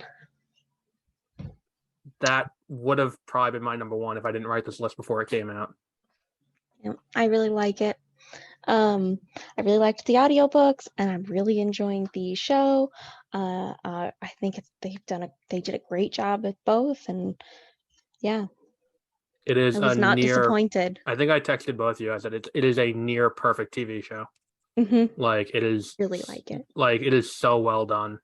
Yeah, And I they got definitely around to it's DC. There's it new is episodes out too. Yes, they just it's released a new episode. yeah, wasn't it like a Or there's surprise or a few. something? Yeah, they did. There's an arc in between the Doll's House and season of the Mist, which is like everyone's favorite who's read it. That's the Mhm. one with the hell closes and Lucifer gives Dream the keys to hell, and Mhm. all of the gods are come to the realm of the dreaming to try and bargain to get access to hell. Mhm. So like you get like Loki and Thor and the Norse gods, you get the Egyptian gods, you get the Greek gods. Everyone comes and is trying to trade him something to get Is hell. that in book 1 or is that in book 2? That's the beginning of season 2 of the audio adventure or the Okay. audiobook or whatever you want Okay. to call it. It's They not really an they audiobook, but It's like yeah an audio play. yeah, kind of. yeah they blend so seamlessly that I'm like when I look at it and like try to explain it to people, usually I'm getting them confused. Yeah. So This episode that just came out, Dream of a Thousand Cats and Calliope, comes from the third set, which is kind of a bunch of non sequitur episodes of things where it's like that's the one where it's like he goes to like the world of like the imps and all of that with Shakespeare and puts on the play. mhm. Like that's the same thing. And it's got the kitty episode. Yes, that's the new one with the cat. Like there's a very hard, I'm not going to spoil it for you, but like did you get up to the one where he goes with death? Um Like I just finished the kitty episode, so oh, so I you're guess done then. yeah. Oh, okay. Like There's a couple more on there. there's more than just that. Yes. Did you finish the doll's house part where he deals with the Corinthian? Yeah. Like Boyd Holbrook. He's great in it too, Boyd Holbrook, who he played the bad guy in Logan. I only saw that one, but they yeah, the point where they show the cat get thrown into the river. The bag of cats get thrown into the river. Yeah. And the mom cat. It's like it's just so it is so well done. It's like that and the one where he's with death and they do the newborn dying of SIDS. Yeah. That was another like even moments like that are so well done that it's heartbreaking. They really could have with the way like they've done the audio stuff, they really could have fucked it up and made it really crappy and like gory and just bad and like it could have gone downhill really quickly, but it didn't. They really rose to it, and it's nice. And they did a great job working around the DC characters they don't have the rights to. Like that's why like it's not John Constantine, it's Joanna Constantine because they don't have the rights to use John Constantine. Oh. Like that's like they can use Joanna because Joanna was created for Sandman, but John Constantine, the Hellblazer, he's a DC owned. Like the issue with Martian Manhunter and Scott Frey from Apocalypse is cut entirely, and John Dee's ties to him being Dr. Destiny in Arkham Asylum is cut too, because that stuff is it's all not things they own, so they work around that in an interesting way. They do. Dr. Destiny is a really cool character. I've read the Arkham Asylum comic book. I love Dr. Destiny, and I know this is gonna be an unpopular opinion, but I really liked Dr. Destiny when he was played by the guy who played Faraday on Lost on the Flash crossover a few years ago. Hmm. They did Dr. Destiny as the bad guy for the Flash Arrow Supergirl crossover. But yeah, it is a really well done show, Sandman. Yeah, it's on my. I just haven't had time to watch it recently, but it's definitely on the top of my list And it's the kind of thing to where it's like watch. you have to sit through the first. I think the first episode is going to be a barrier of entry for a lot of people because the first episode is kind of slow. There's a lot of exposition. It's the first episode is Dream get like the guy's trying to capture Death to bring his son back to life, but he fucks up the spell and catches Dream. So the first episode is over 100 years, and it's Dream trapped in this cage, and he's got to escape. Okay. And it's like it's not the strongest place to start with a protagonist, but it needs to be done because he's omnipotent. So you need to like scale him back a little bit. Yeah. But it's not a strong starting point. But it is something that people are gonna get hung up on. But once you get past that first episode, it's all just wild bullshit. It's great. Yeah, I was gonna read. I didn't realize how insanely like comprehensive the Sandman universe is. Oh yeah, it's huge. Like that thing that Harry Potter ripped off is tied into it. Yeah, because I was going to read it first because I thought it was like the League of Extraordinary Gentlemen, where there's like 3 volumes and then you're good. No, I think it's so 9 much volumes. stuff. Yeah, like it's Yeah, 9 and there's, volumes, like, just that, and there's a book that's like this thick that's just Death has her own Yeah. book. yeah. So I'd probably like the show from what I've heard about it. So maybe I'll get into the source material after I watch the show. Yeah, if you watch the show and like it, you will like the source because it's basically a 1-to-1 adaptation. It's just, and people are getting hung up on this. Some characters are black. Yeah. I'm out. And then the gender role switches, like that's about it. Yeah, that's about it. But everything else is identical. Like, and the thing is too, when you hear Neil Gaiman talk about it, it's like when he talks about how he designed Lucifer, it's like his idea was like an androgynous like pop star. Like the person he modeled it after was David Bowie. So like when you hear that, and then it's like, oh, and they picked Gwendolyn Christie to play Lucifer, it's like, all right, I can see that. That makes sense. Oh yeah, I saw a picture of her. She looked cool. Yeah, she's playing Lucifer Morningstar. That's actually like in Passion of the Christ. That's how Satan is too. It's like this weird androgynous, like bald creature thing. And it's like they could have used Tom Ellis as Lucifer, but they opted not to. Because Lucifer was created for Sandman, not DC. There wasn't a Lucifer character in DC Comics until Sandman did. And that's the rule, is that if the character didn't exist before Sandman, they can use it. If the character existed before it in DC, they couldn't, except for Golden Age Sandman, who makes a small appearance. Who's a Ghost Society member. My number one is not Sandman, because I made my list before Sandman came out. My number one is Everything Everywhere All at Once. Good. Yeah, that was really good. Yeah, that was like I went into that movie with very little expectations, and I left that movie and I said, this is gonna be, if this is not the number one movie for me by the end of the year, it'll be in contention with whatever the number 2 movie is for that. It is such a well done movie. It's so out there and all over the place, and it blends humor and just family drama. The guy who played Data in Goonies and Short Round in Temple of Doom plays the husband. He came out of retirement for this movie, and he got a lot to do in this, like in dramatic fashion. He does it so well, and Michelle Yeoh is great too.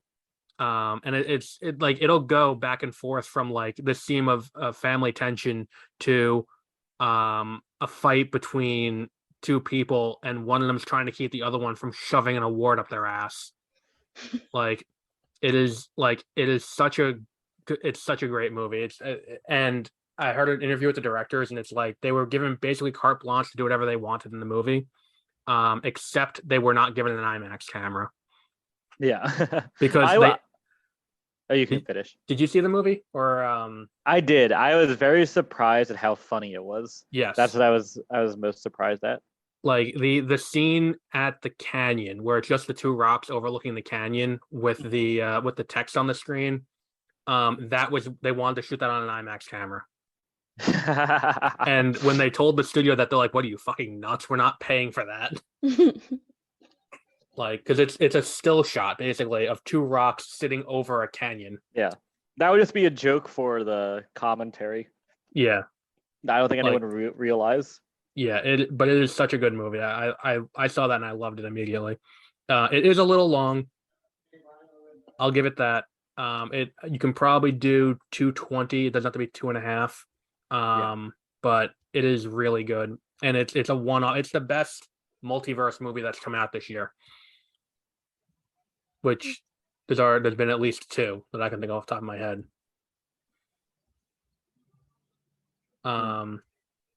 But yeah, worst of the year. Do you want to go first on that? The worst of the year. This was my idea because I hated this movie so much. Mine is Jurassic World Dominion. Really? I hated it so much. I was so pissed off the entire time I was watching that movie. Why? Okay, so they had almost a good idea. This is what the movie should have been. Okay, so they should. There was way too many main characters. First off, there's like 6 or 7 main characters. Okay. I also thought I liked the first Jurassic World. I thought it was really good. Mm-hmm. That's an unpopular opinion now, but I think that's just sour grapes of people going back and seeing the last two and being like, yeah, and the first one sucked too. Yeah, I thought I didn't like the second one that much. Like the cloning stuff was so dumb, and then they doubled down on the cloning stuff even more in this movie in a really weird way, because they made the one doctor character that he's like in charge of all the dinosaur stuff, science stuff now. I forgot his name.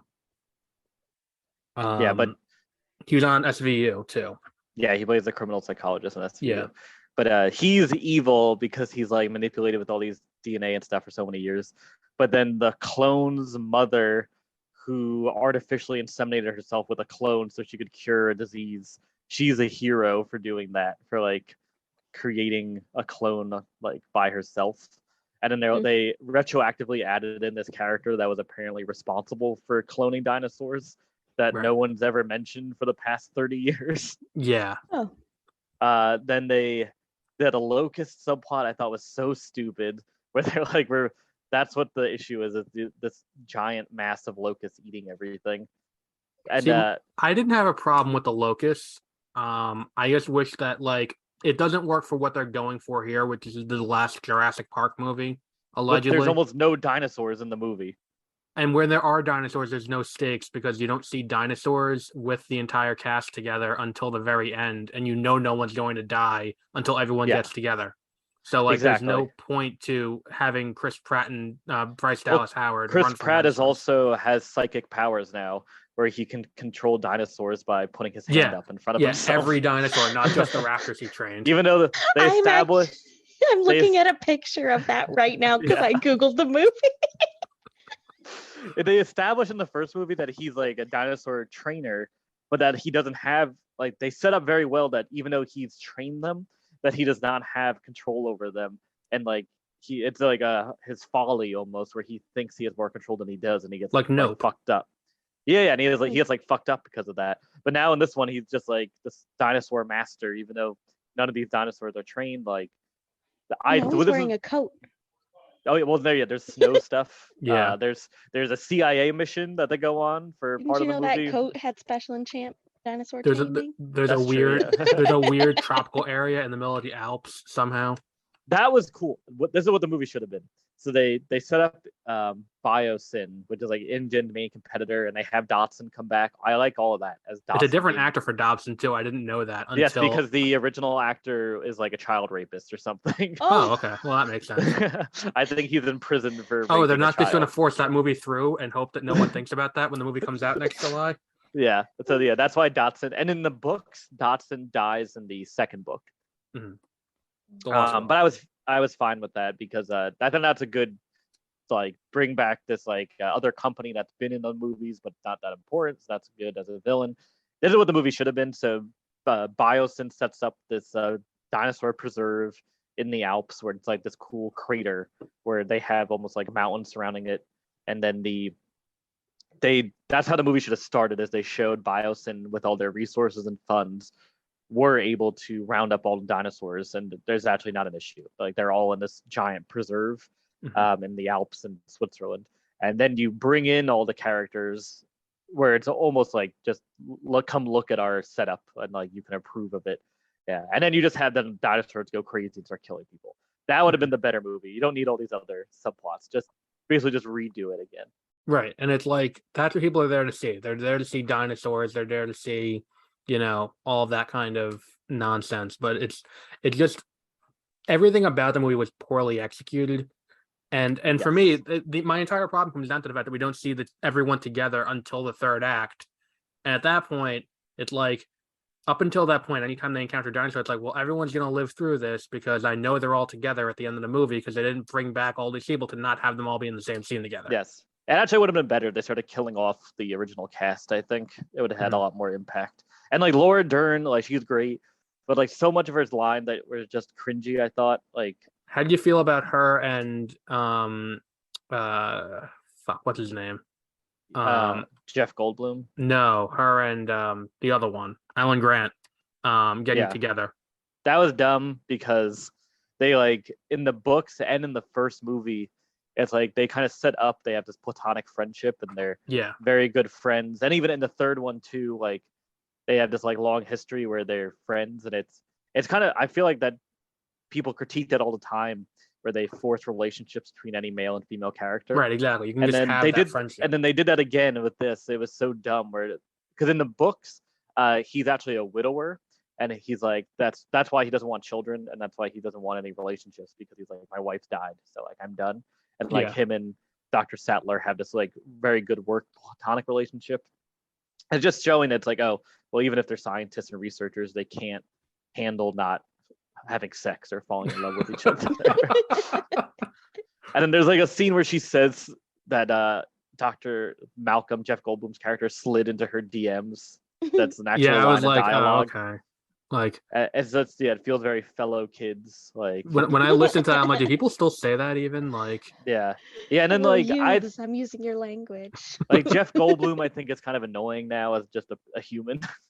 I think he's become a meme of himself. Yeah, and it just feels like he tries so hard to be weird now. I think his best performance in recent years is the guy in the apartments.com commercial. Yeah, that's like his toned down version of himself. Yeah. Yeah, I wasn't thrilled about that movie either. I wouldn't say it was the worst movie of the year. But it wasn't great. Josie, did you figure out a worst yet? Yeah. So this is like a worst but I'll also probably still watch it kind of way. The Kardashians are back. Oh. Oh, they're the short shove Pete Davidson down our throat. Oh yeah, Pete Davidson he's not even shown up yet. He had to check himself into a mental health facility because Lord, because he's a victim of Kanye West. Like, is he really? Yeah, I support Kanye and everything he does, including bullying Pete Davidson. I can't stand Pete Davidson. He's such an ass. Yes. Oh like anytime he goes on Weekend Update, it's just him playing Pete Davidson and making snarky comments about shit, and it's like, all right. Like, I've never met anyone that actually likes him. It's just that for some reason NBC executives think we all want to see more of him. Yeah, exactly. Constantly. So he just keeps getting movie deals and TV shows and like all this publicity. Like the best thing about Suicide Squad is that he dies in the first 10 minutes. Yeah, exactly. Like, and Bodies, is spoiler for anyone who hasn't seen it. He dies in that too. That movie, it just felt rage when I watched the trailer. Yeah. I saw the trailer and it's like everyone talking like they think like Gen Z actually talks, and I'm like, oh my god, just stop. Like, it's not funny. But yeah, I've not kept up with the Kardashians It's not Keeping Up with the Kardashians anymore. It's The Kardashians. Oh yeah, it moved to like Hulu or something, right? Yeah, it's on Hulu. Yeah. I think my sister watches it, but she has to for work. I'm up to date on all the episodes. I will still continue to watch it, but it is horrible, and that's part of the reason that I watch it. As I enjoy watching these entirely out of touch people and the shock value from seeing how out of touch they are. I couldn't even get into that. I couldn't sit down and be like, that's. It's so entertaining. Yeah, I'm trying to think. Is Scott Disick still on that show? Yes, he is. He's my favorite. He's even worse. Oh god. He's such an asshole in like every situation. It's so funny how early on they called out like Here Comes Honey Boo Boo for like they're exploiting kids, and it's like you threw the fucking Jenner sisters on there when they were like 7. Oh yeah, and they started getting like plastic surgery when they were like 18 years old and stuff. The only thing I know about that show is that there's one where there's an episode where at the time Bruce Jenner needed to get a colonoscopy, and the two of them didn't know what a colonoscopy was, and they thought it was a disease. And I'm like, that's the only thing I remember from that show. I remember he used to love playing with his like model helicopters. that was his like escape. Yeah. I loved watching it and like going like where were the signs? How did they not know? Like there is. I remember at the National Enquirer, I knew. Yes, they called it first. That was like they were 100% right about it. It's so funny because it's like it's like we have pictures of Bruce Jenner dressed as a woman, and it's like when you open the magazine and look at what it is, it's like actor reenacting what we think it would look like if Bruce Jenner was dressed as a woman. Is Caitlyn on the show at all? Hold on. That's Bruce Jenner now that she has transitioned. No, she has not made an appearance. Isn't she running for office? I think that she did run for the governor of California, but I think that was for that like runoff thing. They made a joke about recall her thing in the trailer for Bros. Did you see that trailer yet? No. It's the first gay rom-com. It's Billy Eichner's new movie. Yeah, I don't like Billy Eichner anymore. It seems kind of funny, but they're talking about like they say something about trans terrorists, and like, hey, we have trans terrorists too. Just look at Caitlyn Jenner. Well, I would say Moonlight was the first gay rom-com. I don't think it was a rom-com. I don't think there's anything too comedic about that movie, or romantic for that matter. Like, for me, the worst movie of the year so far was Rough. I have 3. I thought the movie was called Rough. No. I went to Google it. It was a tough choice.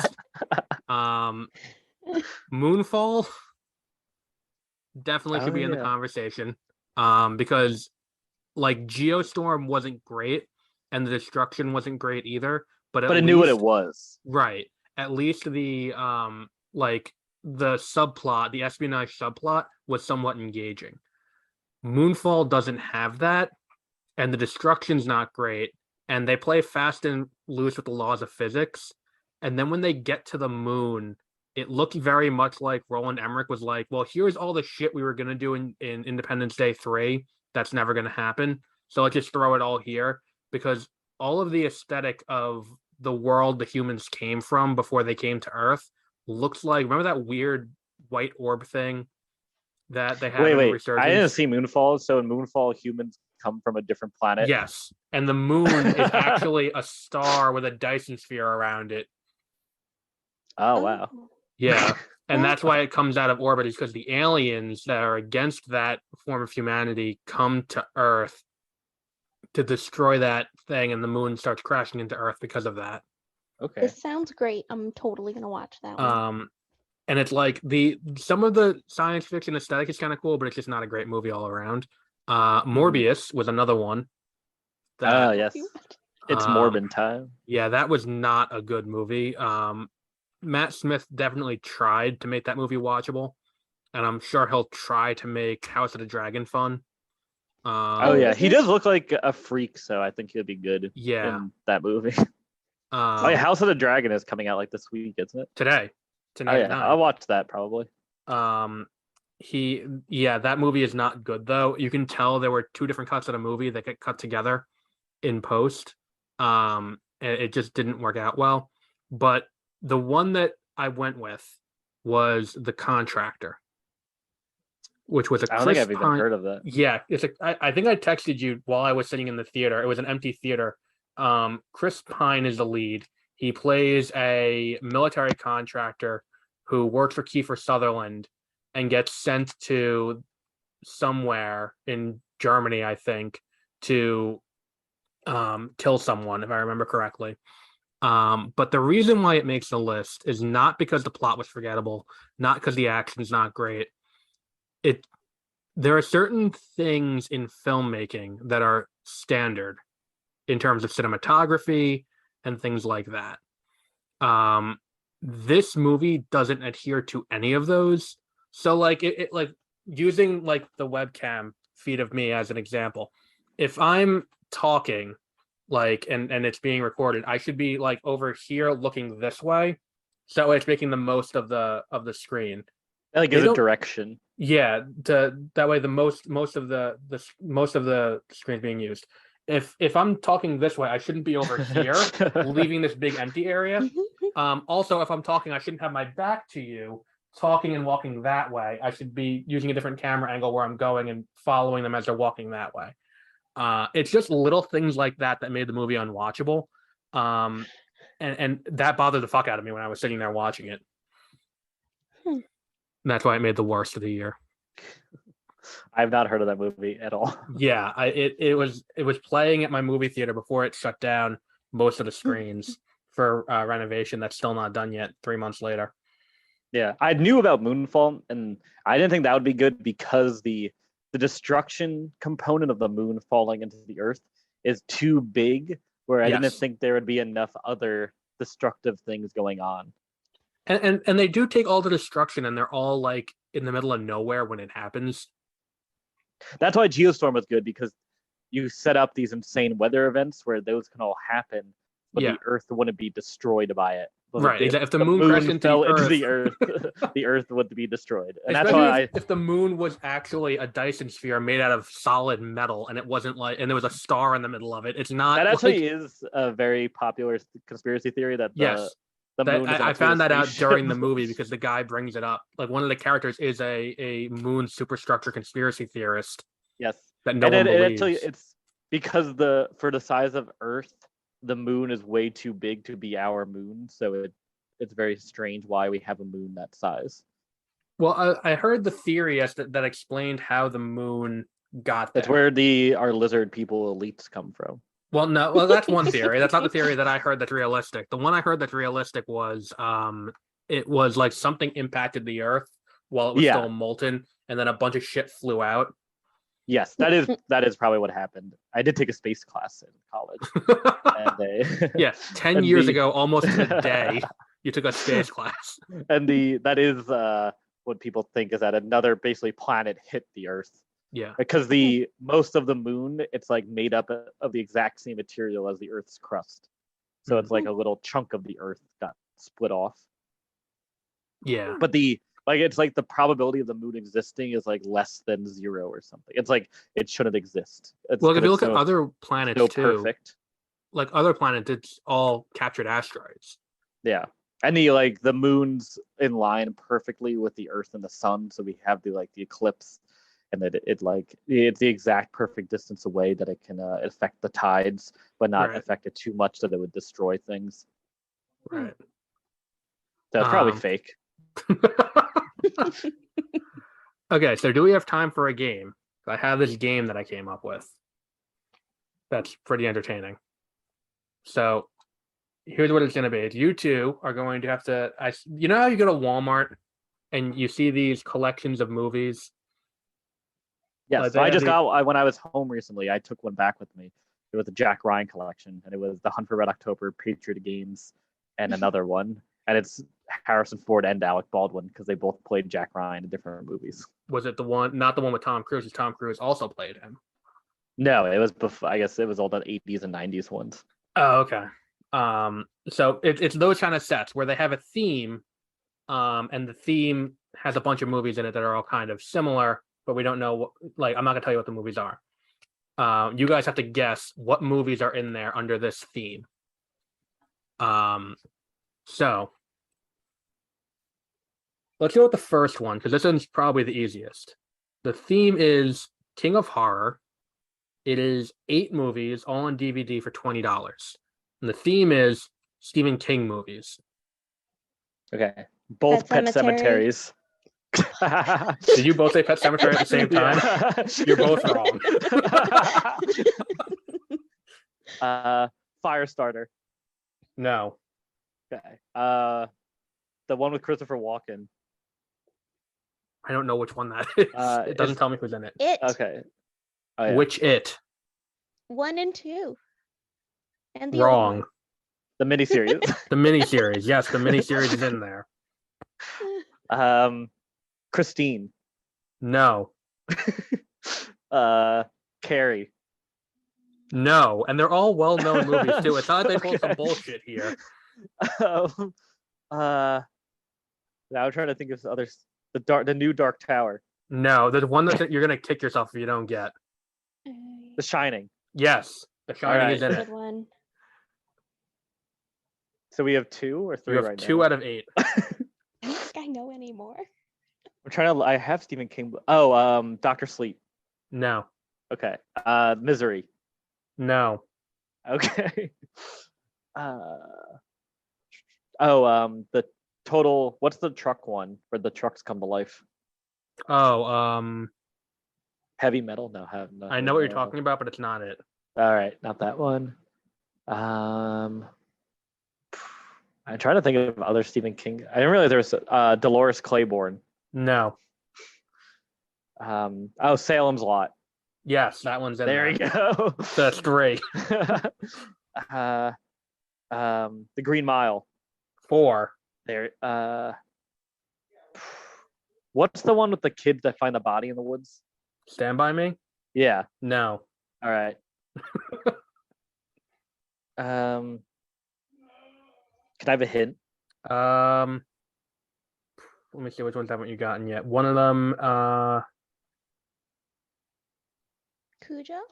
No, not Cujo. That's a good one. Okay, this is a weird collection. Yeah, well, that's the point of this. One of them, I'm trying to think of a Lawnmower way to Man. give you a hint with that. What? Children of the Corn.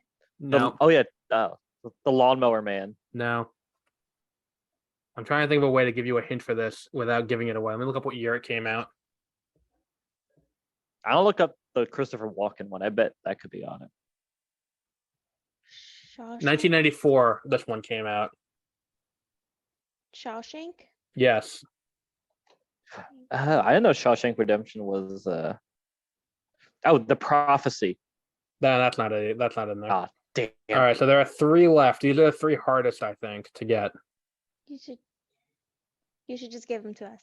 Okay. Creep Show. I would not have gotten that one. Cat's Eye. Also would not have gotten that one. And Dreamcatcher. No.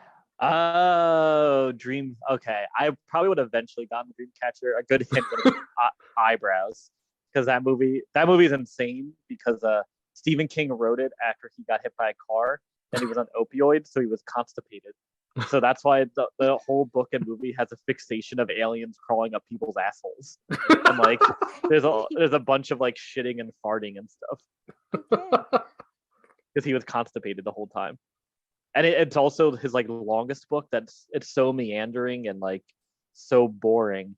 And people that do that to you. The Stephen King subreddit will defend anything he does, even the child orgy and It. Yeah, I don't think that's needed. and they'll defend Dreamcatcher too, but he even says that he should cut down Dreamcatcher because there's so much. It's cool because it's like aliens and stuff, and it also has a Pennywise reference. Because in the movie or in the book, there's like a thing that says Pennywise lives on like in a town that they go to. So that's there's also a reference to Pennywise thing in the Dark Tower, which I read. That one I read recently. And in some random I just read an excerpt from it. It's like from one of his regular horror movies or horror books that you wouldn't expect it to be. There's like a random part where one of the characters has a vision of the Dark Tower. Yes, because the Dark Tower is kind of like It encompasses all of his the Earth Prime of the King multiverse. Yeah, like it is, everything comes out of there. Let's see. Do you want to do one more and then we'll call it? Because there's one more that's okay. Easier. Okay. 7 Elvis movies. Elvis. Okay. I honestly, I don't know if I can think of any of his movies. 2 of them are named after songs. Suspicious Minds. No. I know he has one something with Hawaii in the title. That's not in the set though. All right. Do you want me to just give it? I honestly will not get any of these. All right. I thought this was an easy one. Jailhouse Rock. Oh yeah. Okay. Viva Las Vegas. All right. Girl, I know the Flintstones. Yes. Las Vegas movie. Girl Happy, which I think was the one where someone gave an erection on screen. Walk the Line? No, that's not an Elvis movie. That's a biopic. That's Johnny Cash movie. Cash. It's about Elvis, though. No, it's not. It's about Johnny Cash. No, it isn't. But he does play in a prison in that movie. Sorry. Spin Out. That's the Way It Is. Elvis on Tour. This Is Elvis. I think the last 3 are all documentaries that I saw on HBO Max too. Yeah, if those 2 were hard, we're definitely not going to get through Bombs, Babes, and Blockbusters of Canon films. I love the idea, though. Yeah. That's funny. Canon, that's interesting because most Canon movies, the females are like very, very, very much like a side character to like Charles Bronson or Chuck Norris. Yes, but Chuck Norris, Sylvester Stallone, and Dolph Lundgren, and Jean-Claude Van Damme. So is one of the Sylvester Stallone ones not Snake? I forgot what he has sunglasses on in the picture, I bet. You're close. Cobra. There's I was close. Snake was close. Yeah, that's his like only Canon film. Yes. But the rest are all, some of them are well known. I wouldn't buy this set for $20 though, but we'll do that one another time when I can find more that are a little bit easier to do. Yeah, the issue with those movies is a lot of them are very boring. Like very little happens in them. What, the Canon movies? Yeah. Like some of them are hilarious because of how crazy they get, but a lot of them are just boring. Was Commando a Canon movie? With Arnold Schwarzenegger? Yeah. I don't think so. I don't know. I don't think he did any Canon films. I think he was too big. Too big, unlike Sylvester Stallone. Or like too rich. Well, yeah, Dolph Lundgren, like Sylvester Stallone, I think he made one Canon film, and I probably just they had to get or I think they might have distributed it or something like that. Well, it's like what's it called? It's like Hammer horror, like where it's kind of like a subgenre in and of itself. Yeah, or trauma too. Right. Yeah. So someone asked if we can wrap up. So I guess. But we've gotten a good amount out of this, so we have our mid-year top 5. I think that's really all we have for today too, because I think that other game we have to work on a little bit before we try to unleash it again. With better, more well-rounded titles, I think would be helpful. Because like Slumber Party Pack, movies from the early 2000s and 90s, there are 3 of them for $5. If I say that, how quickly do you go to Matilda, Madeline, and Annie? No, I was gonna say American Pie. No. But yeah, it's a work in progress. And then the other game I had that maybe we'll do another time is, did this play on ESPN2? And I tell you the name of a sport, and you tell me if it played on ESPN2. And the trick is, all of them play on ESPN2. Because it's all like, who the fuck? Like, why are they European handball? No, that would be okay. Cornhole. That's exciting. Spike ball. Professional softball, which I didn't know that was a thing. Canadian Football League. High school football. At least 6 times this week, they aired a rerun of the presentation of the Heisman Trophy. Tech ball, and Formula One racing. That one's real. Yeah, the rest, I didn't know there was a professional softball league. I still don't think there is one. But yeah, we will wrap up there for today. I think that, yeah, that's all we got. We'll be back with more stuff as it happens later in the week, and I think I'll beware of spoilers. This week is Hunk for Jesus, Save Your Soul, as well as She-Hulk episode 2. So until next time, have a great rest of your week. What is the record button on here? Stop.